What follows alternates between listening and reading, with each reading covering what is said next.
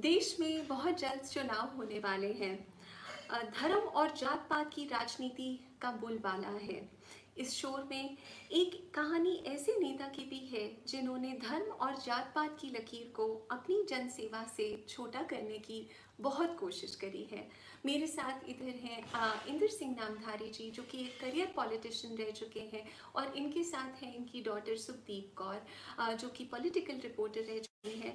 और मेरा नाम है वानी कौशल, मैं एक जर्नलिस्ट और एक नॉवेलिस्ट हूँ। मैं गर्व महसूस करती हूँ कि मेरे साथ यहाँ पे मैं इनका इंटरव्यू कर पा रही हूँ।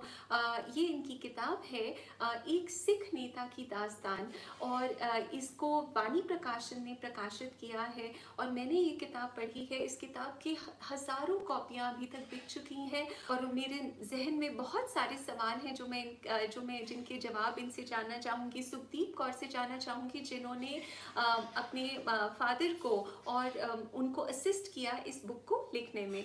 लेकिन कुछ हम शुरू करने से पहले ये वार्तालाप मैं उनको इंट्रोड्यूस ज़रूर करना चाहूँगी।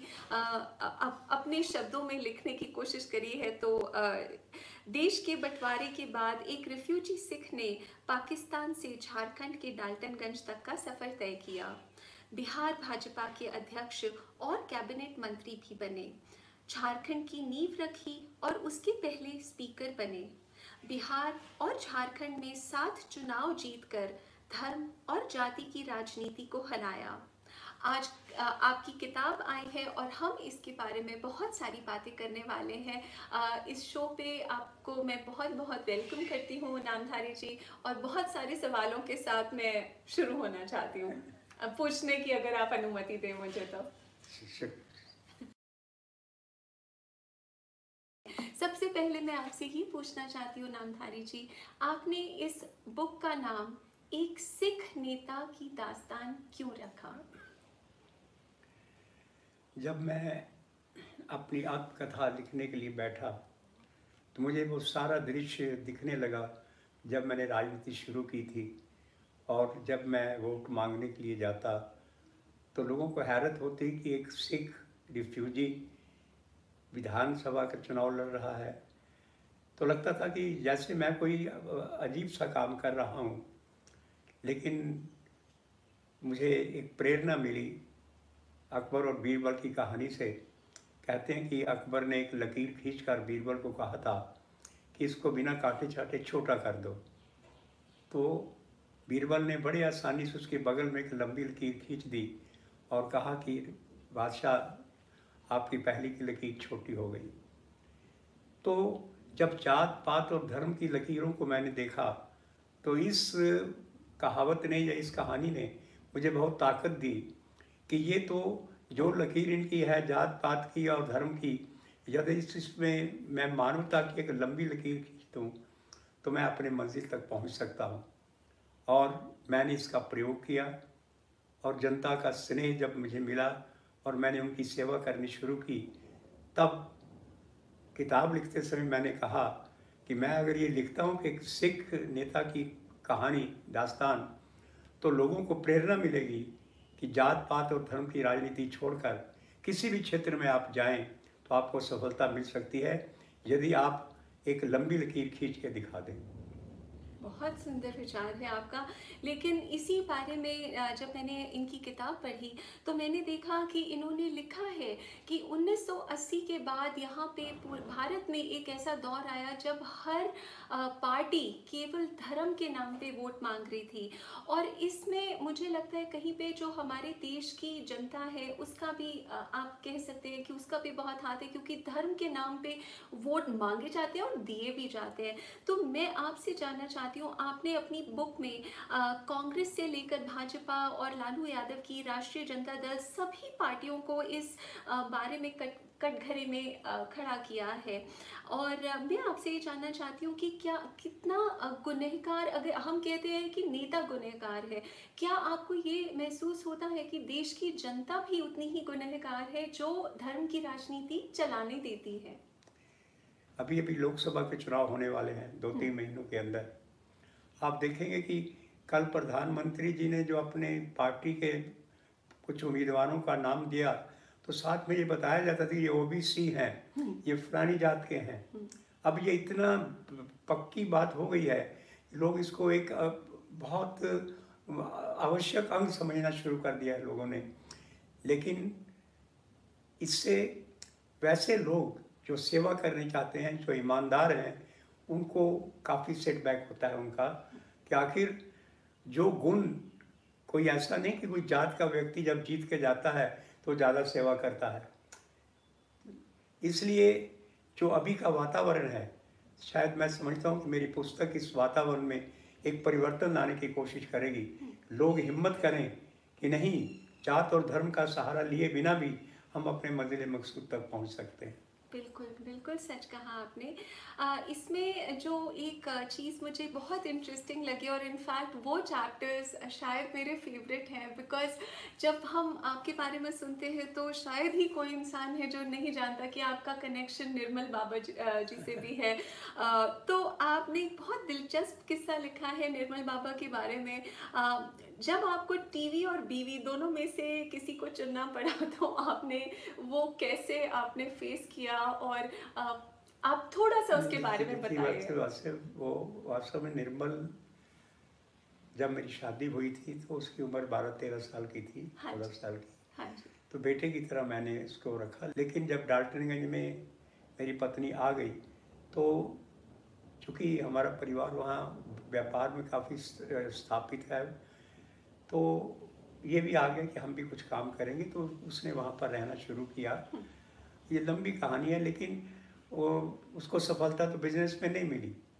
उसको कई जगह पर मैंने कोशिश की कि इसको काम दिलवाऊँ, लेकिन वो सफल नहीं होता था। लेकिन एक जगह ऐसी थी, जब माइंस का काम करने के लिए गया, उसको ऐसा लगा कि जैसे कोई शक्ति उसमें आ गई है, और उस शक्ति का वो पता नहीं वो प्रयोग करने लगा, और लोगों को बताना कि क्या होने वाला है क्या नहीं, और बहुत से उसके शिष्य बनने हो गए। और जब मैं सांसद बन के आया दिल्ली में, तो नज़ारा ऐसा था कि 30-35 चैनलों पर उसका प्रोग्राम चलता था। लेकिन एक दिन शाम को जब मैं लौटा पार्लियामेंट से, तो देखा कि मेरी पत्नी, वो दोनों बैठे हुए थे। मेरी पत्नी काफ़ी चिंतित मुद्रा में थी। उन्होंने कहा कि इधर आइए। तो मैं बैठा, तो उसने बताया कि निर्मल काफ़ी दुखित है, चिंतित है, और अभी आपके आने के पहले उसकी आँख में आंसू थे कि आप पर एक बहुत बड़ा हमला होने वाला है। तो मैं भी प्रकृति पर बहुत कुछ विश्वास करता हूँ, और मैंने कहा कि मैं तो नहीं, इसकी एक बात मानिए आप, ये कह रहा है कि बुलेट प्रूफ गाड़ी पर आप चला कीजिए। तो मैंने कहा कि बुलेट प्रूफ, मैं कोई बहुत बड़े पद पर नहीं हूँ, और बुलेट प्रूफ में तो जब मैं मंत्री था, स्पीकर था, तब भी नहीं चलता था। तो एक साधारण एमपी हूँ, तो मैं इतनी महंगी कैब, लाख रुपया खर्च होता है उसको बुलेट प्रूफ करने में। तो इसमें फिर निर्मल ने कहा कि आपको बनाने की ज़रूरत नहीं है, मैं एक बनवा रहा हूँ, और हाँ कीजिए, मैं 2 गाड़ियाँ बनवा देता हूँ। तो मैंने कहा कि मैं इससे सहमत नहीं हूँ। ईश्वर ने अगर मुझे मारना लिखा होगा तो मैं जी नहीं सकता हूँ, अगर जीना लिखा है तो मुझे कोई मार नहीं सकता है। इतना ही उठ के मैं चला गया। लेकिन मैं हैरत में हूँ सही में कि विदिन 1 महीना के अंदर ही कैसी घटना घट गई। जब मैं अपने क्षेत्र में इसी कॉलेज का उद्घाटन करके लौट रहा था, बहुत बड़ी घटना हो गई, जिसमें बाद में पुलिस के 12 सिपाही भी मरे। तो ये घटना तो हुई, लेकिन उसको था, मैंने तो बेटे की तरह उसको रखा था। तो मैं उसको यही कहता था कि तुम जितनी पब्लिसिटी कर रहे हो, तुम में शक्ति अगर है तो इसको बिजनेस मत बनाओ। इसी को लेकर थोड़ा सा हम लोग में टकराव हुआ था। वो तरह जाता कि टीवी वाले मेरा ज़बरदस्ती आके कहते थे कि आप बयान दीजिए, उधर पत्नी कहती थी कि आप क्या कर रहे हैं, मेरे भाई पर बोलते हैं, वो आप पर बोलता है। तो इससे संघर्ष चला। तो बाद में वो शांत हो गया, लेकिन मैंने उससे एक ही कहा था कि नहीं, तुम में अगर शक्ति आई है तो तुम का सदुपयोग करो, इसको बिजनेस मत बनाओ। यही एक तक टकराव हुआ था, और उस पर काफ़ी अखबारों में भी छपा। बस इसी पर है जिस पर मैंने थोड़ा सा प्रकाश डाल दिया। इसमें मैं आपको, क्योंकि आप इस बारे में जैसे आप बता रहे हैं कि आपके ऊपर आप इस चीज़ पे बहुत भरोसा करते हैं कि आपकी जो ज़िंदगी है अगर वो बचाने वाला तो ऊपर वाला है। और जब आपकी बुक मैंने शुरू करी पढ़नी, तो मैं ये दर्शकों को बताना चाहूँगी कि इनकी शुरुआत में ही ये बता रही है कि कैसे कई बार इनकी जैसे मैं क्या कह सकती हूँ, जैसे you had near death experiences हम इंग्लिश में कहते हैं कि बंदा पता नहीं है कि आएगा बचेगा या नहीं, बट कुछ बचा के ले गई चीज़। और इतने सारे इंसिडेंट्स हैं, तो मैं इसके बारे में आपसे एक क्वेश्चन पूछना चाहूँगी। आपने अपनी जीवनी की शुरुआत भाग्य से करी है, एक तो वो आप इंसिडेंट ज़रूर बताएं। और आप कहते हैं कि प्रकृति ने आपको कई बार जीवन दान दिया, लेकिन आखिर में आप लिखते हैं कि भाग्य जीवन को चलाने वाला मात्र एक ही पहिया है। उसके बारे में नहीं, हमें कुछ बताइए। उसमें वास्तविकता ये है कि जो मैंने धर्म का या सनातन धर्म जो है उसकी भी मान्यता है कि कोई भी व्यक्ति जो पैदा होता है उसके साथ उसकी प्रारब्ध आती है। जी। प्रारब्ध आती है कि मान ली कि क्योंकि हम लोग पुनर्जन्म में विश्वास करते हैं कि कई बार जन्म, कई कई जगह, कई जन्म में कीट पतंगा, कई जन्म में मीन कुरंगा, गुरु ग्रंथ साहिब में लिखा हुआ है कहाँ कहाँ क्या क्योंकि बना है। तो अपने जो बैक उसका लॉग है उसको लेकर व्यक्ति यहाँ पर आता है, उसको प्रारब्ध कहते हैं। प्रारब्ध को ही मैं भाग्य भी कहता हूँ, उसी का पर्यायवाची है भाग्य भी।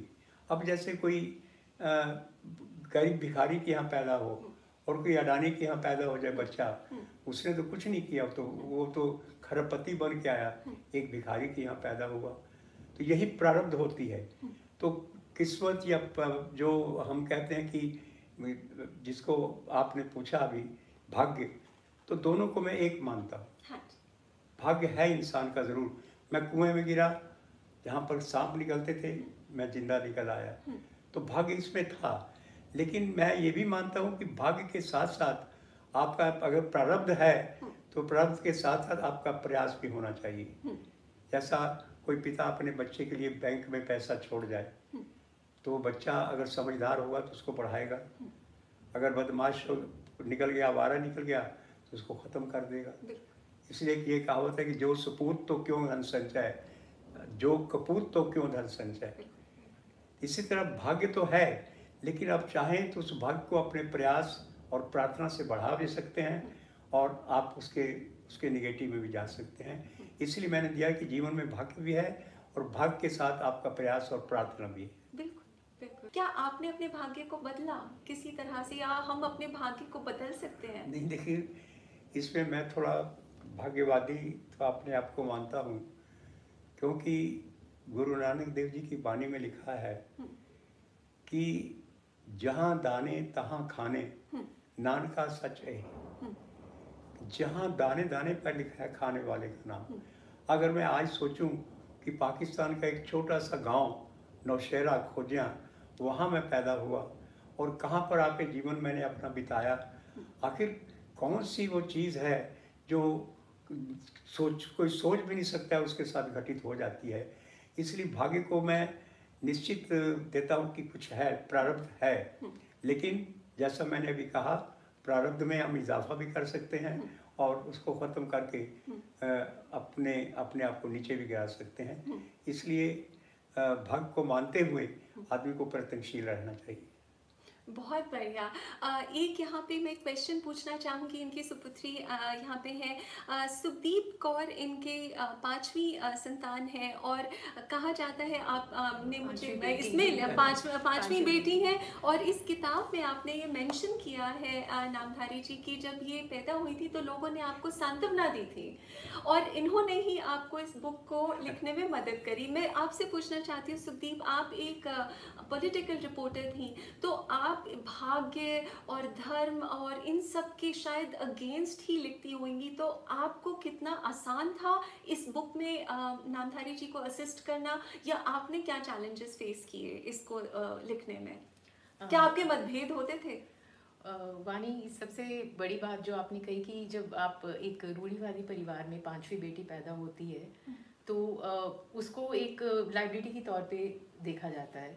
तो वो ऐसा नहीं था कि मुझे जन्म से पता था, पर जैसे जैसे आप एक पेट्रियार्की को फेस करते हो इस सोसाइटी में एज अ डॉटर, वो फेस करते करते शायद मेरा पत्रकार बनना भी एक प्रतिक्रिया ही थी इस समाज के खिलाफ, कि मैं दूसरों के हकों के बारे में लिखना चाहती थी।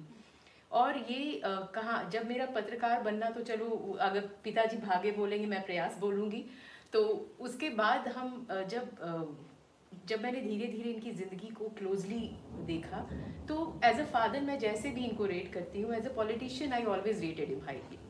तो उसके कारण मुझे ये था कि मैं इनकी जीवनी को, जब इन्होंने ये कहा कि हम इसको किस तरह से लिखें, हमने ये सोचा कि आज की डेट पे पॉलिटिक्स पूरी धर्म पे आधारित है, और उस धर्म की आधारित पॉलिटिक्स में हमने धर्म के साथ इनकी जीवनी को जोड़कर धर्म से पॉलिटिक्स को तोड़ने की कोशिश की है, ताकि ये लगे कि इन्होंने तो लिखा है मेरा नाता धर्म से सिर्फ नाम का नहीं है, इनका तो कर्म का भी है। इनकी जिन जिन पार्टीज में गए वहाँ भी धार्मिक इन्होंने देखा कि किस तरह से रिलीजन कार्ड खेला जा रहा था, कम्युनल कार्ड खेला जा रहा था।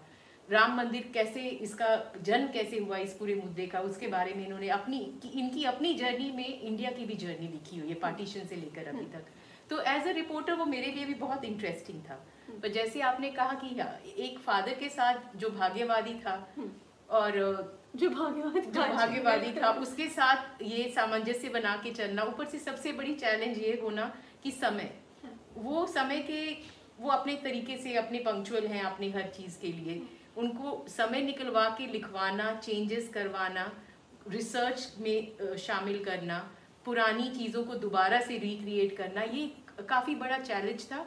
इसलिए भी चैलेंज था क्योंकि एज अ जर्नलिस्ट मैं इंग्लिश मीडियम में ज़्यादा डील करती हूँ, तो थोड़ा ये होता था कि हिंदी ये मेरी भी सुधारते रहते थे साथ साथ में, तो ये दौर जो था काफ़ी इंटरेस्टिंग था। तो ये चैलेंज का सबसे जो मेरा अच्छा जो रिजल्ट मैं मानती हूँ ये है कि हम दोनों में मतभेद तो थे, पर आखिरकार कहीं ना कहीं एक बाप बेटी का जो बॉन्ड होता है वो इस लिखने की, पूरी किताब लिखने की प्रक्रिया के दौरान हुआ, पूरी उस प्रोसेस के दौरान हुआ।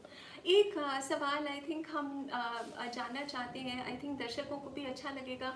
आप कुछ बताएं कि आपकी पब्लिशिंग जर्नी के बारे में, कि आप वाणी प्रकाशन से कैसे मिले और आपका कैसा एक्सपीरियंस रहा। मतलब बहुत सारी किताबें आती हैं मार्केट में अगर आप पॉलिटिशियंस के बारे में जाएं, लेकिन आपकी जो ये बुक है बिल्कुल स्टैंड आउट करती है। मैंने महसूस किया कि एक बहुत आपने बैलेंस्ड पर्सपेक्टिव दिया है। आपने किसी के प्रो नहीं बोला, किसी का मजाक नहीं उड़ाया, किसी की छीछा लेदर नहीं करी, जैसे हम गलत तरह से कोई गलत वर्डिंग्स नहीं यूज़ किए। तो आपको वाणी प्रकाशन की तरफ से क्या कोई गाइडलाइंस, कोई हेल्प थी, या उनके बारे में आप कुछ ज़रूर बताइए। देखिए, वैसे पुस्तकें कुछ स्पीकर रहते हुए मैंने भी पुस्तकें दूसरी भी लिखी हैं। हाँ जी। वो अपने जीवन पर नहीं, लेकिन मैं राजनीति पर लिखता रहा हूँ, जो संसदीय काम है उस पर भी पुस्तकें लिखी हैं मैंने।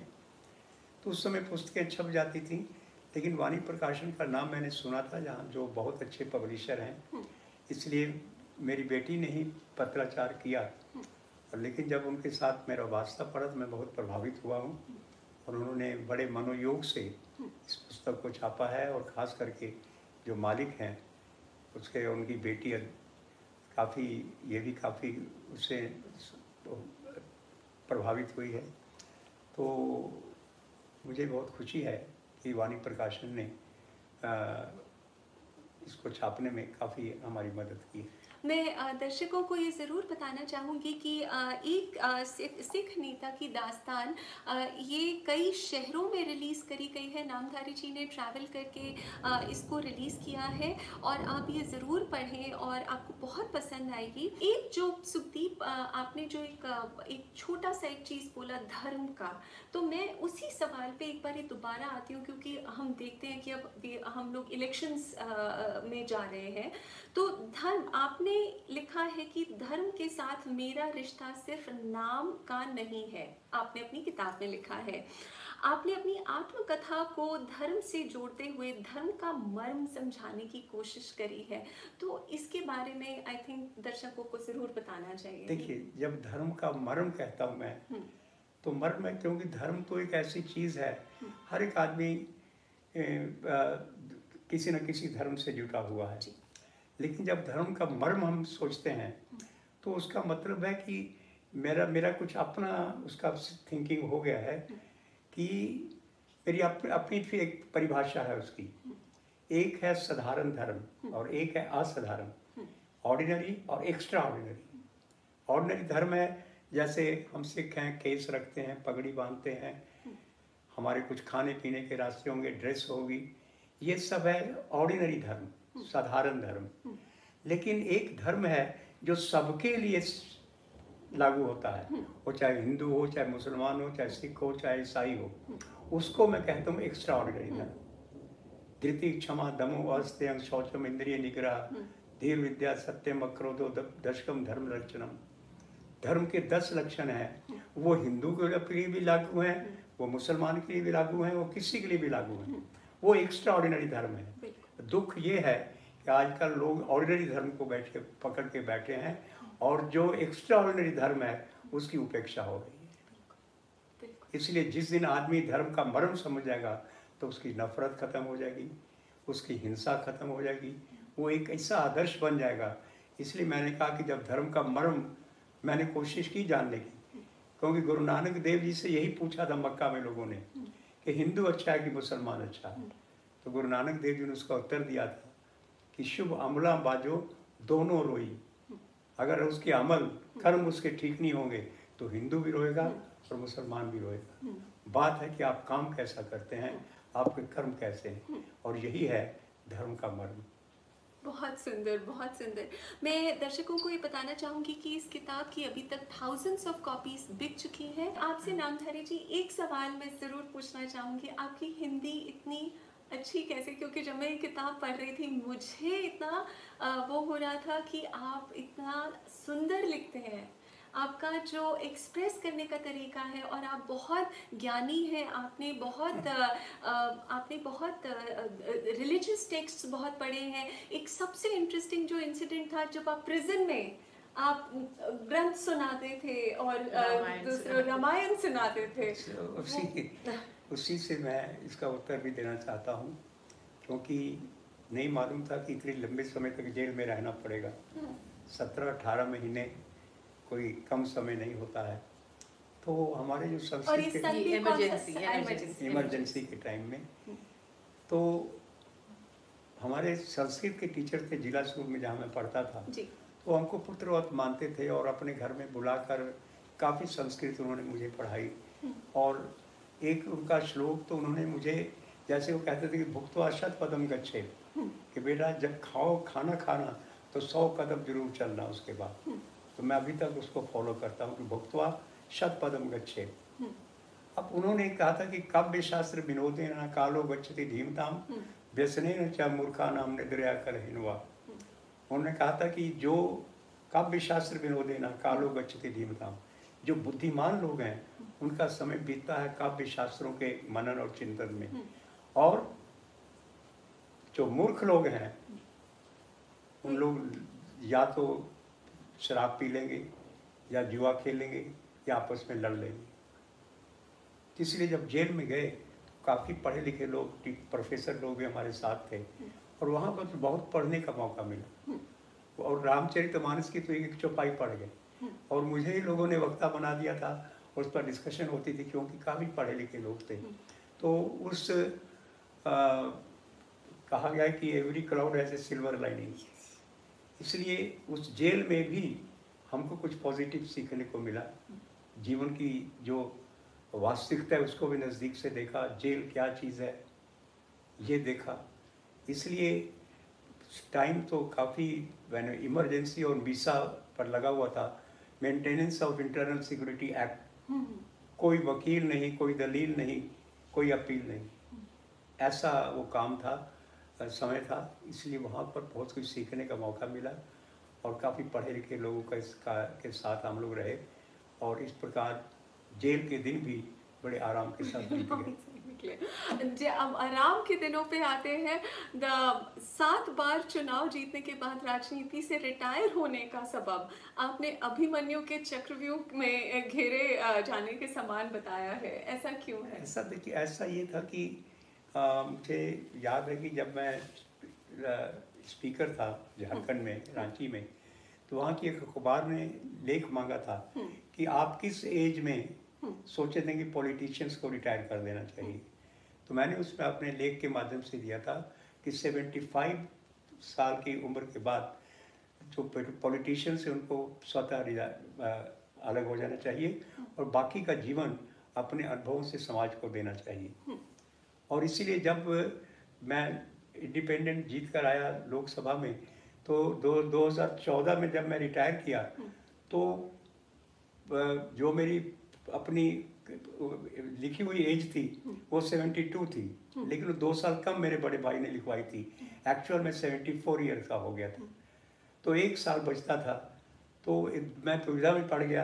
एक तो था कि नहीं किसी पार्टी से जीत के जाऊं, तो दूसरा था कि नहीं, लेकिन बाद में मेरे आत्मबल ने मुझे ये दिया कि 1 साल के लिए तुम क्यों लालच करते हो, इसलिए तुमको अभी रिटायर कर जाना चाहिए। और मैंने फिर, क्योंकि मेरे परिवार ने पहले ही कई कॉलेज खोले थे, तो कुछ सरकारी हो चुके थे, कंस्टिट्यूट कॉलेज हो गए थे, लेकिन एक कॉलेज अभी सतबरवा में है, फिर एक स्कूल है हमारा जो पहले खोला था माँ के नाम पर, तो मैं उसको देखता हूँ और काफ़ी मुझे अच्छा लगता है, इसलिए कि बाकी तो जिनके पास पैसा है वो तो पढ़ने जा रहे हैं विदेश में भी, लेकिन गरीब बच्चे भी पढ़ें।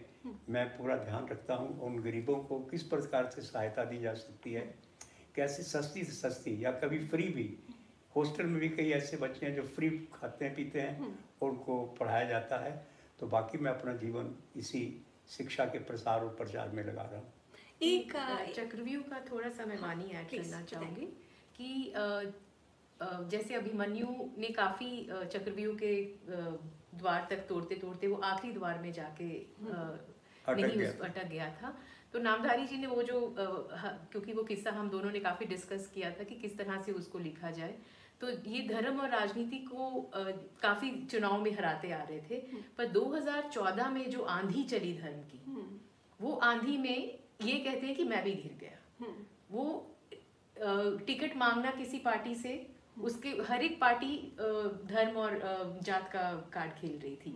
तो उस समय टिकट मांगने की बजाय इन्होंने रिटायरमेंट लेना बेटर समझा। पर वो एक अभिमन्यु के चक्रव्यूह के आखिरी द्वार में उनको लगा कि मैं जाके उस धर्म की आंधी में मैं शायद उसको भेद नहीं पाया उस द्वार। बहुत सुंदर।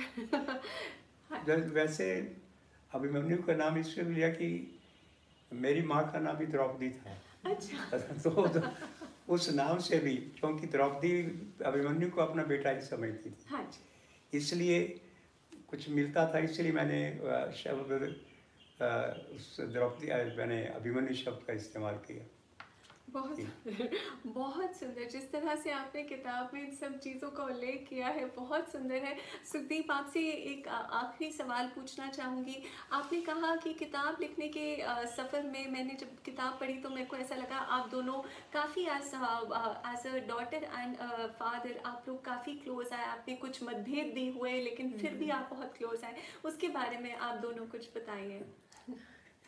पहले शायद ये कुछ बताना चाहते हैं। नहीं, कोई मतभेद। मैंने तो लिखा कि जब इसका जन्म हुआ था तो मैं हॉस्पिटल में हुआ, तो मैं जब घर लौटा तो मेरी भाभीयों को विश्वास नहीं हो रहा था कि तुम हंस रहे हो, 5वीं बेटी है। उसका भी मैंने वर्णन किया है इसमें। और मैंने कहा कि लेकिन लड़कियां कितनी प्रिय होती हैं और नारी की क्या महिमा है। ये तो मैंने गुरु नानक देव जी के इस वाणी को कोट किया इस किताब में। वो कहते हैं कि बिना नारी के तो संसार का अस्तित्व हो ही नहीं सकता। इसलिए वो भी मैंने किया है। इसलिए कोई मतभेद नहीं था, ये अपने ढंग की थोड़ी जिद्दी है तो मैं डांट उठ देता था, बस और कोई बात नहीं। वानी, मेरे लिए आई थिंक 2-3 चीज़ें, क्योंकि ही इज़ अ पॉलिटिशियन, ये पॉलिटिकली करेक्ट होना चाहते थे कई जगहों पे। मैं जर्नलिस्ट हूँ, मैं फैक्चुअली ज़्यादा वो होना चाहती थी। तो कई ऐसी जगहों पे मतभेद हुआ जहाँ पे ये थोड़ा सा अंडरटोन या प्ले डाउन करना चाहते थे उसमें। I wanted a stronger opinion from him. तो वो तो एक चीज़ थी। दूसरी हिंदी और मीडियम को लेकर भी थोड़ा सा इशू था कि मैं उस चीज़ को कई बार, ऐसा नहीं है कि हिंदी मुझे हिंदी ऐसी एक भाषा है जो मुझे बहुत प्रिय है, मुझे पढ़ना भी पसंद है हिंदी, पर उस समय थोड़ा सा ये होता था कि एक थोड़ी सी उत्कृष्ट भाषा रखते हैं, मेरी भाषा थोड़ी सी मैं चाहती थी कि ऐसी हो जो आम जनता भी पढ़ सके। और उस दौरान जब तो इमरजेंसी या जो भी कारण रहा, रेल और जेल में रहने के कारण मेरा और पापा का बॉन्ड नहीं हो पाया था कभी।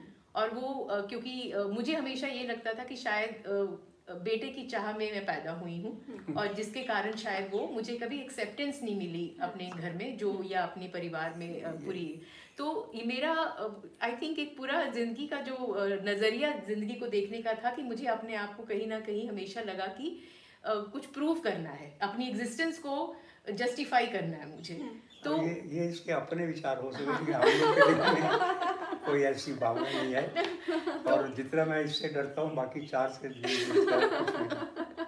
तो आखिर में जब ये किताब लिखने का सिलसिला शुरू हुआ तो काफी चीजों के लिए मैंने इनका भी नजरिया समझ में आया कि क्यों समय नहीं दे पाए, किन किन विवशताओं के कारण इस घर को समय नहीं दे पाए। और सबसे बड़ी बात जो इस किताब में वो नामधारी जी को ये लिखवाना कि इनसे भी निजी जिंदगी और राजनीतिक जीवन में जो सामंजस्य होता है वो ये उतना नहीं बिठा पाए। वो एक्सेप्टेंस लिख करना, वो एक्सेप्ट करना कि मैं बीवी का हमसफर बना, हमदर्द नहीं बन पाया। बच्चों को मैं उड़ान ऊंची भरने के लिए मैंने पंख तो दिए पर उड़ान भरने की आज़ादी नहीं दी। तो इस तरह की चीज़ें पापा से लिखवाना मेरे लिए सबसे बड़ी चैलेंज रही। वंडरफुल। एक क्वेश्चन बस लास्ट आपसे पूछना चाहूँगी और आई थिंक हमारे दर्शकों ने ये इंटरव्यू बहुत एंजॉय किया है। आज आप गरीब बच्चों की शिक्षा के लिए आपने अपना एक मिशन बना रखा है जो आपने बुक में भी जिसके बारे में लिखा है। क्या कर्म योग राजयोग से ज़्यादा महत्वपूर्ण है, ये मैं आपसे जानना चाहती हूँ। देखिए कर्म योग, क्योंकि तुलसीदास जी ने रामायण में लिखा कि कर्म प्रधान विश्व करी राखा, जो जस करे सो तस फल चाखा। जिन्होंने रामचरितमानस को पढ़ा है, क्योंकि कर्म ही प्रधान है इस जीवन में। और मैंने इसमें प्रेरणा लिया क्योंकि मुझे गुरुजी से, आपने शायद पढ़ेंगे तो देखेंगे कि वो चाहते थे कि मैं एक धर्म प्रचारक बनूं। बिल्कुल, मैंने वो बहुत मजे लेके पढ़े हैं। मैंने कहा कि मुझे फिर प्रेरणा मिली महात्मा गांधी से, जब विनोबा भावे मिलने गए थे, ये तपस्या करने जाना चाहते थे, तो गांधी जी ने कहा कि वहाँ तो तुम अपने लिए करोगे तपस्या, देश की आज़ादी के लिए मैं लड़ रहा हूँ, तुम क्यों नहीं मेरा साथ देते हो, इसमें कितने भारतीयों का भला होगा। तो उन्होंने कहा कि ठीक है, अब तपस्या मैं नहीं करूँगा, यही काम करो। उन्होंने, मैं तो मंत्री रहा हूँ राजस्व विभाग का पूरे बिहार में, उन्होंने 21 लाख एकड़ जमीन जमींदारों से इकट्ठी की और भूमिहीनों में बांटा उसको। तो ये उनकी घटना हमको आई, इसलिए मैंने कहा कि कुछ करके जाना जीवन में, कर्म प्रधान विश्व करी राखा। इसलिए मैंने कर्म की ओर दिया कि खाली हो बैठकर आदमी किसी तीर्थ स्थान में बैठ गया जाकर, लेकिन उससे मैंने समझा कि नहीं, जब तक मैं चल फिर सकता हूँ तो मैं क्यों नहीं बच्चों को शिक्षा की ओर, खास करके गरीब जो नहीं पढ़ पाते उनके साथ मुझे बहुत आनंद आता है और बहुत खुशी होती है। बहुत अच्छा लगा आपके विचार जान के। सुखदीप, आप इसका इंग्लिश ट्रांसलेशन कर रही हैं, उसके बारे में हमें कुछ बताइए। और ये आपने क्यों ज़रूरी समझा कि ये किताब, और कौन सी भाषा में आप टारगेट कर रही हैं आगे जाके कि इसका ट्रांसलेशन अवेलेबल हो? अभी फ़िलहाल इंग्लिश का ट्रांसलेशन का ज़िम्मा मैंने खुद संभाला है। उसके पीछे ये कारण है कि ये एक ऐसी कहानी है जो मुझे लगता है कि जो लोग हिंदी नहीं बोल पाते हैं या पढ़ पाते हैं उन तक भी पहुँचे। दक्षिण भारत में भी कुछ ऐसे है ऑडियंस जो पढ़ना चाहेगी। और पंजाबी ऑफ कोर्स, क्योंकि पंजाब सिख मेजॉरिटी स्टेट है, तो यहाँ पे भी पंजाबी में भी हमारी कोशिश होगी। पर सबसे बड़ी बात जो मुझे टाइटल से लगी है, जो शायद हमारे लिए वो टाइटल, एक सिख नेता की दास्तान, बिहार और झारखंड की जनता ने कभी इनको एक सिख नेता के रूप में देखा ही नहीं। और जो पंजाब की जनता है वो इसलिए पढ़ रही है क्योंकि उन्होंने लिखा एक सिख नेता की दास्तान। तो एक टाइटल में भी एक आयरनी है इस, जो हम आई होप कि वहाँ की जनता को भी ये आयरनी समझ आए कि एक धर्म के साथ जोड़ने का कारण ही ये है क्योंकि वो आयरनी हम बता सकें। बिल्कुल सही। दर्शकों को फिर से बोलूँगी आप ये बुक ज़रूर खरीदें और इसको पढ़ें, बहुत अच्छा लगेगा आपको। आप कुछ अगर एक लास्ट वर्ड दर्शकों को बोलना चाहें, सुदीप आप भी, and then we find out. नहीं, अब मैं तो लोग लालची समझेंगे कि किताबें बेचना चाहता है इसलिए मुझे इतना ही कहूँगा कि जो जीवन का अनुभव है मेरा, उसको मैंने इसमें उकेरा है और निश्चित रूप से प्रेरणा मिलेगी, क्योंकि जहाँ जहाँ मैंने देखा, कहाँ कहाँ मैं दुविधा में फंसा, बहुत कुछ इसमें मैंने व्यक्तिगत जीवन के भी लिखे हैं। मैं जब इंजीनियरिंग पास करके वहाँ पर लेक्चरर बन गया तो वहाँ से इस्तीफ़ा देकर मैं फिर घर आया तो लोग कहते थे घर के बुद्धू घर को आए। कहाँ कहाँ क्या क्या लिखा था, इसीलिए मैं भाग्यवादी हूँ। जैसा मैं कहता हूँ कि प्रकृति खींच के ले जाती है और जो जहाँ उसका लक्ष्य रहता है वहाँ पहुँचा देती है। सुदीप आप भी कुछ। इस किताब को पढ़ने की जो ऑडियंस है वो खाली पॉलिटिकल नहीं होनी चाहिए, मेरा मानना है। मेरा ये कहना है कि इस किताब से आपको ये भी सीखने को मिलेगा कि ज़िंदगी कठिन हो सकती है पर उसको जीने का नज़रिया आपका अपना होता है। Thank you so much Sudeep. तो थैंक यू दर्शकों। आई होप आपने ये इंटरव्यू एंजॉय किया। ये बुक ज़रूर खरीदें, ज़रूर पढ़ें। Thank you Sudeep, thank you, thank you, thank you so much, नमस्ते। Thank you.